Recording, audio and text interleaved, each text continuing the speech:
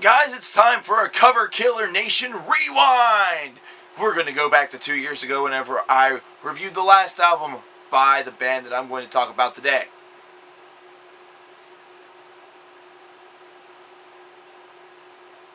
But I'm still here. The Cover Killer Nation rewind doesn't work. Oh shit. I guess in order to do a Cover Killer Nation rewind, I need to have a Cover Killer Nation rewind feature. It's okay, because I'm sure we were pretty bored with the past couple of seconds that I was just there sitting. But that was kind of a nice metaphor for what I thought of No Time to Bleed by Suicide Silence. And that's the band I'm going to be talking about today with the album that's coming out entitled The Black Crown. Now, 2 years ago, I was not very pleased with the output of a band that was getting a lot of acclaim, and whose first album, The Cleansing, I thought, well, really wasn't all that bad. It was actually something that seemed pretty tolerable in the deathcore genre, and an album that I would throw on every so often just to kind of, I don't know, have some fun. Now, with No Time to Bleed, and with ensuing encounters with the fans and with, fanboys alike, my opinion on Suicide Silence has really decayed. It's really become very bad. And it's something where it would take this album being something pretty special in order for me to really change my mind. It's really at the point right now where the only thing that could sway me about this band is the band itself. And that's the way that it should be. That's the way that it should be from square fucking one. So, we're back to basics, we're back to the root of everything that I do as an album reviewer. So, hey, this is actually kind of good, because it means that I can no longer be biased, right? Well, yeah, actually, that's right. The problem is that I'm kind of on the fence with this album. I really am. I listened to it a couple of times, and there are some moments where this album is actually really good. It has moments where the deathcore genre really shows where it has the capacity of really holding an audience's attention and also being rather creative. Now, it's not necessarily that Suicide Silence is doing something that is so different from other deathcore bands, or that's so different than anything else that you have heard in metal, where it just automatically should receive your attention. No, that's not the case whatsoever, so don't get me wrong. I'm using the word good in a very loose fashion. This is just deathcore kind of done better than what they did on No Time to Bleed.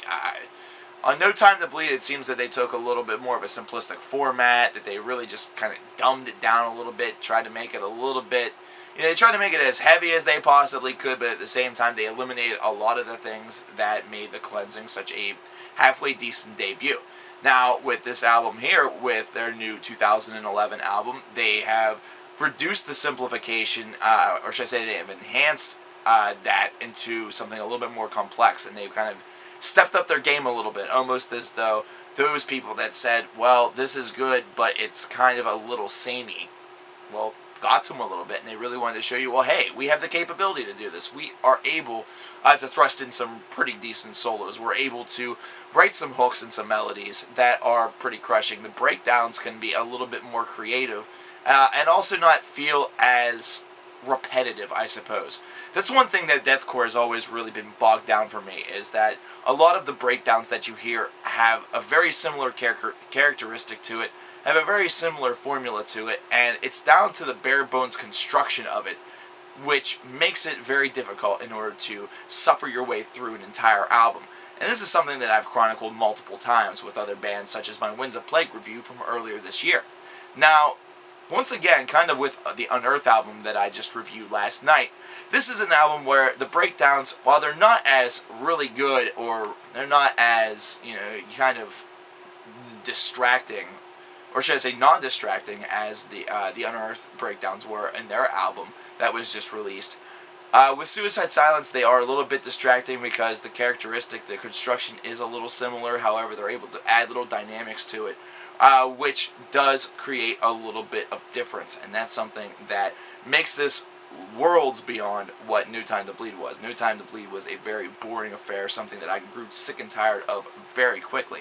This album, I actually was able to make it through each and every track, and make it through the entire album with relative ease. It was not something where it was a very large struggle. In fact, I listened to the album while sitting right behind here on this couch of mine and was reading a good book. It was pretty awesome, actually. The experience was very nice, and I didn't feel overburdened by the music where I was really forcing myself to do this. The whole entire experience was not a poor one, so that's something that's certainly a positive. I guess what I can say, and where my real fundamental problem is that it's deathcore. And there's where the bias can come in a little bit, because deathcore is something that's not really been for me, so me reviewing it seems kind of silly. However, a lot of you guys want to know how I feel, so this is the reason why I continue to do it.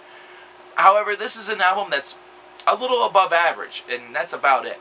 And it's not because of the bias that I'm going to hold the score a little bit low. It's just because it still does bear a lot of similarities that just, it's very difficult for these bands to break through of, you know. There's not been a lot of wildly creative work in this particular genre, and you don't necessarily ever get the opportunity to see that, because most of the time whenever bands do step outside that realm, they immediately get tagged as a progressive deathcore band or something like that, mainly because they do these little things, these little ideas. They tweak the sound up a little bit on a consistent basis, as opposed to just doing it once or twice, just to kind of break the flow a little bit and add something that makes you think. So this is an album that is probably going to be a 7 out of 10 at the most. I mean, it's not bad. It definitely kicks the ass off with No Time to Bleed. But at the same time, there's still a little work to be done. I will say this for the benefit of a lot of Suicide Silence fans and for the band themselves. You guys have definitely come a long way since the last record. And I definitely hope that this album kind of turns the attention that I give the Suicide Silence, and that I also get reflected upon me from you guys, in a little bit more of a positive light, instead of it being more of a genres clashing sort of thing, where I got a lot of F-bombs thrown at me without any sort of real musical, you know, analogy or musical argument being presented as to why I'm wrong. So, 7 out of 10 sounds pretty fair. Overall, not a bad experience, but overall, it is also deathcore. So, you gotta take the good with the bad, take it or leave it. Cover Killer Nation is gonna leave everything right here.